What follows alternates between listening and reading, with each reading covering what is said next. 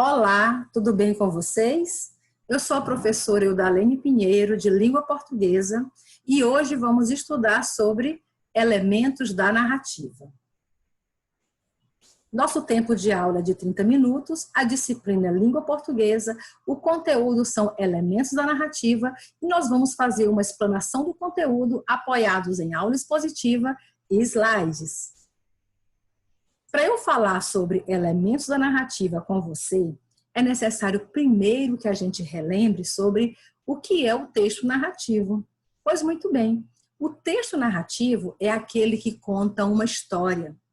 Essa história, ela pode ser real ou pode ser imaginária. Nessa sequência de fatos, que é a história, as personagens atuam em um determinado espaço e durante um determinado tempo. As principais características do texto narrativo são os elementos da narrativa, que é exatamente o conteúdo da nossa aula de hoje. Só que para chegar lá, eu quero também apresentar a vocês, lembrar, na verdade, a vocês, os principais gêneros narrativos, que são eles. A fábula, que é uma história envolvida com animais. Tem os contos, que são historinhas feitas, curtas, sobre um episódio que acabou de acontecer ou que tinha acontecido no passado.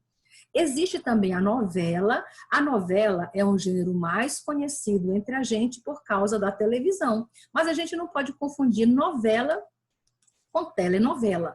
Até porque a principal marca da novela é exatamente o fato de a história ser maior e envolver bastantes personagens num enredo, numa trama bem maior do que os demais textos narrativos.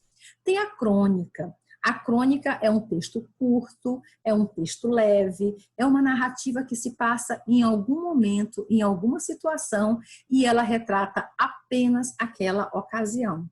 E tem o romance, como você vê aqui, nesse romance do John Green, A Culpa das Estrelas, que é uma história também mais longa, porém apoiada num único núcleo narrativo. Ou seja, ao contrário da novela, não tem grandes histórias acontecendo, apenas uma história é contada, ok? Esses são os principais gêneros do texto narrativo. Então, bora voltar àquilo que a gente veio aprender hoje, não é verdade? Vamos falar dos elementos da narrativa.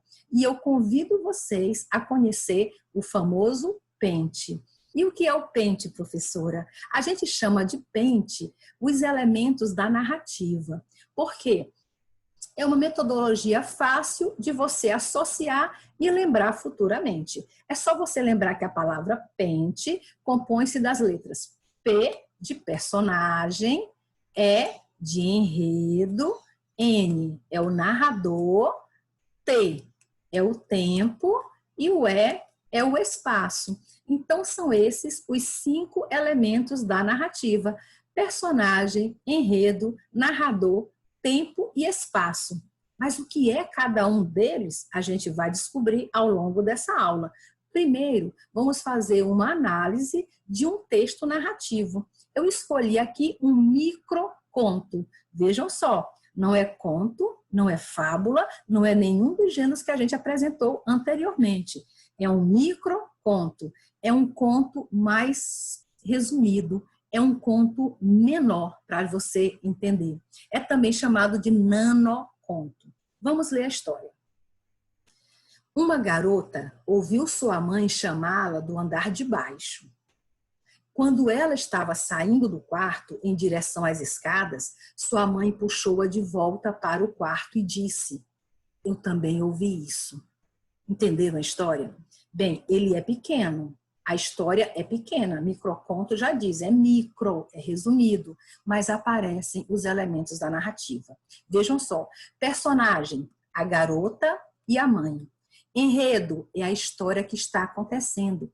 Uma garota ouviu a sua mãe chamando por ela no andar de baixo da casa e quando ela foi descer as escadas, a mãe estava no andar de cima junto com ela e disse: "Também ouvi isso." Então, isso é um enredo, é o principal fato que acontece dentro da história.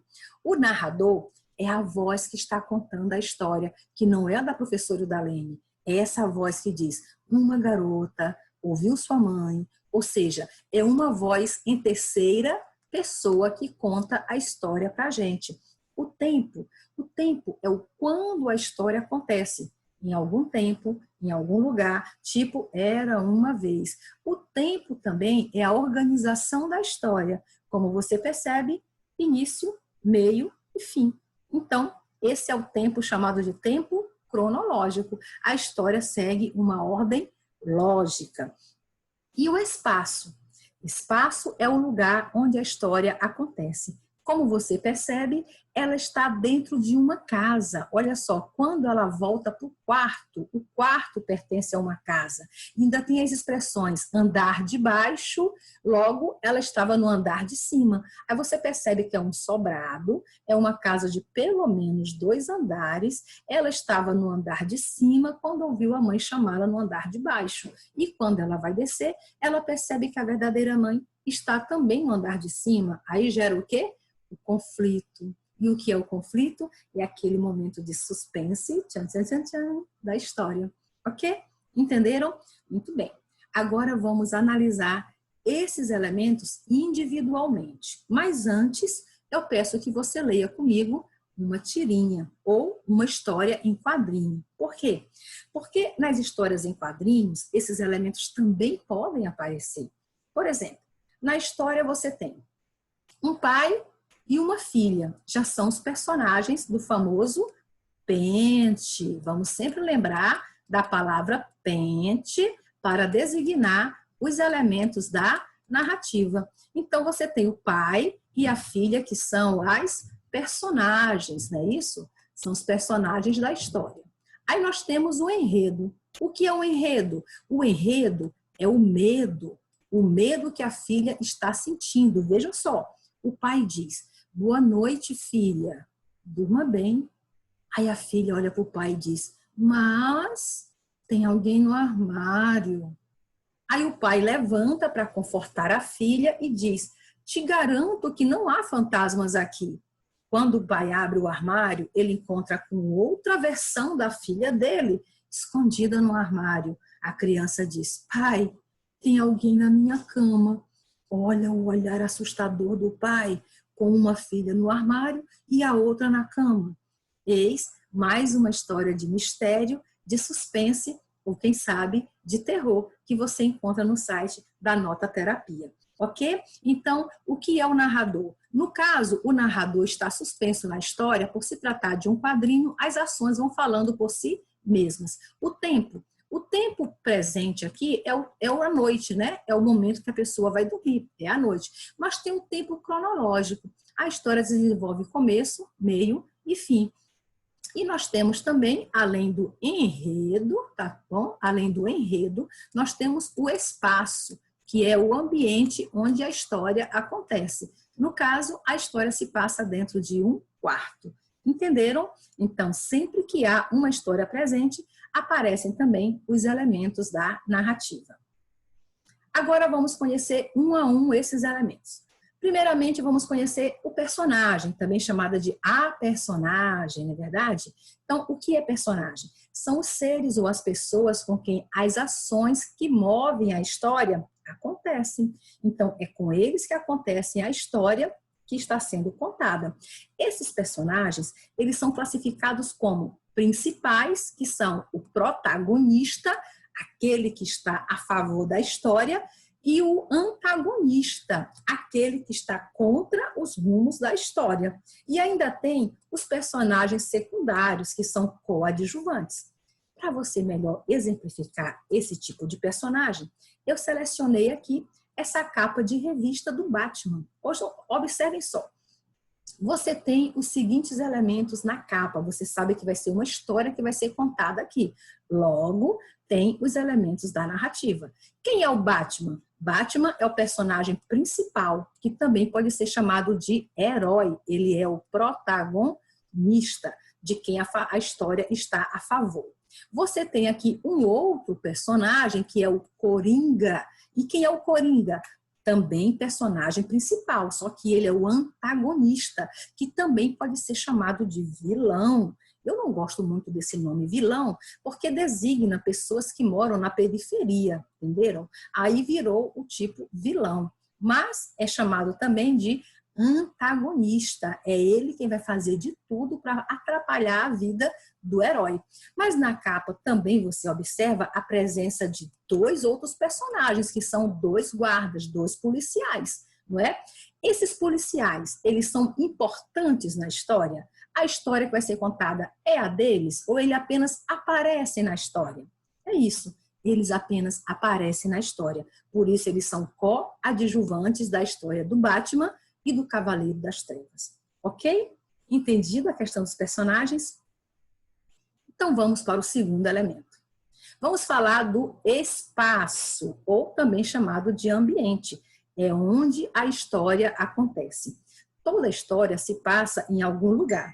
Esse lugar da narrativa é chamado de espaço. E o espaço pode ser físico, por exemplo, uma casa, um quarto, como a gente já viu nas histórias anteriores, uma cidade, uma terra, um planeta. Ou pode ser um ambiente social, por exemplo, uma família, uma festa, uma escola. O ambiente social é um ambiente de convivência, onde as pessoas estão juntas por alguma finalidade, ok? Vejam como exemplo de espaço físico. Você tem o personagem O Pequeno Príncipe, que foi criado pelo autor Saint-Exupéry, francês, em 1934, e esse personagem habita um asteroide conhecido por B612. Então, o ambiente aqui é físico, é o planetinha onde mora o Pequeno Príncipe, e ele viaja até o planeta Terra, onde ele faz estranhas amizades, não é verdade? Então, aqui você tem exemplo do espaço físico em que ocorrem as histórias. Vamos agora para o terceiro elemento do pente, o narrador. Narrador também é chamado de foco narrativo. Toda história tem um contador. É o contador da história. É a voz que conta a história. Esse papel do narrador, ele pode ser entendido de três formas. Existe o narrador personagem, que é aquele que se coloca sempre em primeira pessoa. Ele conta a história dizendo eu, meu, minha, nós, nos. Por quê? Porque ele faz parte da história. E tem também o narrador observador ou o narrador onisciente, que esses são contados em terceira pessoa. E o que é isso, professora? Olha, observe esse esquema que eu preparei para vocês. Aqui você tem, primeiro, o narrador onisciente. Olha a posição dele com relação à história. Imagine vocês que a história é esse círculo menor que se passa aqui dentro. Aqui é a história. Olha a posição do narrador onisciente com relação à história. Ele é um narrador superpoderoso. Ele está acima da história. Ele sabe tudo o que acontece com ela, todos os tempos, presente, passado e futuro. E ele sabe também o que se passa na cabeça do personagem, se ele está triste, se ele está feliz, se ele está ansioso, se ele está decepcionado, tudo isso o narrador onisciente dá conta de relatar para o leitor. O segundo tipo de narrador é esse narrador que está dentro da história, é o narrador personagem.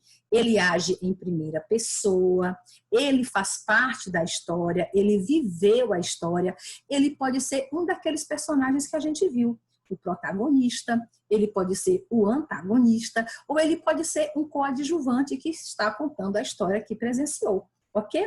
E o terceiro tipo de narrador é um narrador observador. Esse narrador, ele está de fora da história. Se a história acontece aqui, nós temos um observador testemunha desse lado de fora. Por quê? Porque ele foca mais próximo da história que está acontecendo. Ele tem uma proximidade com a história, apesar dele não saber de muitos elementos sobre o que vai acontecer. E tem esse narrador observador que ele funciona como se fosse uma câmera. Ele está completamente ausente da história e tudo que ele conta para a gente é apenas o que ele capta desse ângulo, do lado de fora, sem muitos detalhes. Ok? Vamos então agora conhecer o quarto elemento da narrativa. Agora é o T do tempo. E o que é o tempo? Ora, o tempo, ele é fundamental para uma narrativa. Inclusive, é o tempo quem dá suporte para aquela famosa expressão "era uma vez", né? Muito comum nas histórias narrativas. A gente pode observar o tempo de uma narrativa de 3 formas. Primeira forma, o tempo de ocorrência. É quando a história acontece. É o período, se foi de dia, se foi de noite, se foi no verão, se foi no Natal, se foi no ano de 1978, se foi há 10 mil anos atrás. O tempo de ocorrência é o tempo histórico, é quando a história se passa. A outra forma de analisar o tempo de uma história é através da ordem em que os fatos estão colocados. Se está numa ordem direta, começo, meio e fim, ou se essa ordem está alterada, ou seja, através de episódios. O narrador vai contando à medida que ele vai lembrando dos acontecimentos. Então, você chama isso de tempo psicológico. E ainda podemos analisar o tempo de duração, que é para saber quanto tempo durou até que aquela história fosse contada, ok? E esse tempo de duração, nós temos que ter uma observação maior para saber se a história durou um dia, um ano, se foi uma década. Por exemplo, aqui eu coloco 3 mega romances da literatura brasileira e universal. Nós temos 2 romances do Gabriel Garcia Marques, 100 anos de solidão. Só pelo título, você já sabe, a história é o tempo de duração. A história retrata um tempo de duração. É uma história que aconteceu durante 100 anos. A personagem viveu 100 anos para contar essa história.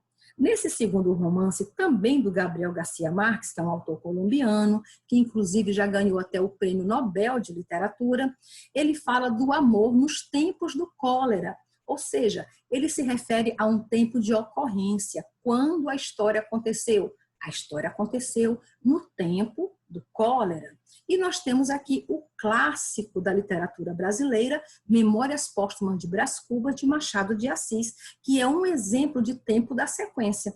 Só que aqui não é a sequência cronológica, é a sequência psicológica. Sabe por quê? Essa história é muito interessante, porque a pessoa que conta a história para a gente, o narrador, que também é personagem, ele primeiro morre para depois vir contar a história. Então, ele inverte a ordem natural dos fatos. Ao invés de nascer e contar a história, ele morre para poder contar a história, o que caracteriza o quê? O tempo psicológico. Ok? Entendido? Então, vamos para mais um elemento da narrativa. Agora é a vez do enredo. E o que é enredo, professora? O enredo é a história que está sendo contada. São as ações que se desenrolam dentro da história. E esses fatos, eles sempre partem de um fato inicial, o começo, aí geram um conflito no desenvolvimento e depois ele se encaminha para um final, que é o desfecho da história. Essa história também pode ser contada em ordem linear, ou seja, cronológica, do jeito que os fatos acontecem, obedecendo à ordem natural, ou não, você pode contar a história apenas na forma não linear, contando os episódios principais. É o que acontece no caso da biografia. Você conta a história de alguém a partir dos episódios mais importantes da vida dele, ok? Não necessariamente numa ordem linear. A estrutura do enredo é composto de a história, né? Como você organiza uma história? Eu quero escrever uma história, professora, como é que eu faço? Tem a introdução, onde você coloca personagem, o local, o tempo e a trama que vai acontecer. Aí vem o desenvolvimento, é o desenvolvimento da própria história, já é você contando a história se passando. Clímax é o momento essencial da história que vai dar aquele tchan, né? Aquele suspense, aquele melhor momento da história, e depois dele gera um desfecho, que é o quê? O finalzinho da história, que pode terminar de maneira feliz ou de maneira trágica, tá bom? É o final da narrativa.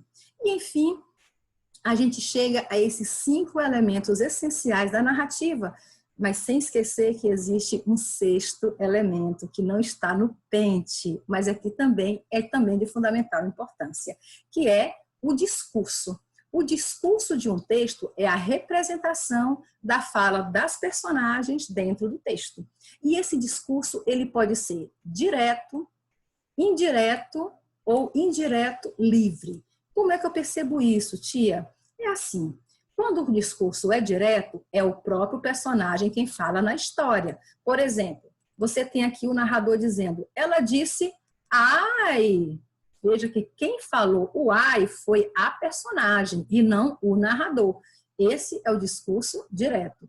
O discurso indireto é aquela em que o narrador fala no lugar da personagem. Por exemplo, ela disse que doeu. Ao invés do narrador deixar a personagem dizer ai, ele fala por ela. Olha, ela disse que doeu, o que caracteriza o discurso indireto. E o discurso indireto livre, ele mistura ao mesmo tempo o direto e o indireto. O narrador toma para si todas as falas da história e também é também chamado de discurso do narrador. Ela sentiu dor. Pronto, ele falou por ele falou pela personagem, ele tomou conta de todo o discurso. Daí, o discurso indireto livre. Ok? Beleza, foi essa a nossa aula. Espero que tenha sido de muito serventia para você, de muito conhecimento, e a gente se encontra em uma outra oportunidade, com outro assunto, mas aqui sempre tratando de língua portuguesa. Um abraço para todos e até a próxima aula.